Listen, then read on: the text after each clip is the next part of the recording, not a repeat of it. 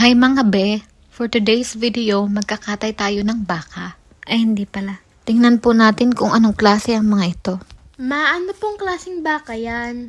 Ito po pala ay isang uri ng Scottish cow breed, also known as Highland cattle. Arte naman.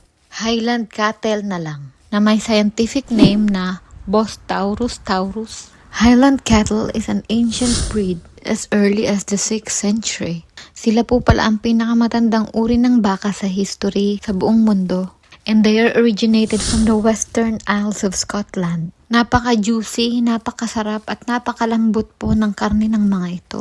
Scottish Highland cattle are slow maturing, kaya naman po sila ay rated as premium beef. Walang taba sa karne, well marbled kaya sure na napakalambot nguyain. Lower fat and cholesterol level but rich in protein and iron at walang kapantayang lasa that makes them popular. Mataas din po ang kanilang presyo dahil sa kanilang pinong texture, juiciness at high protein content.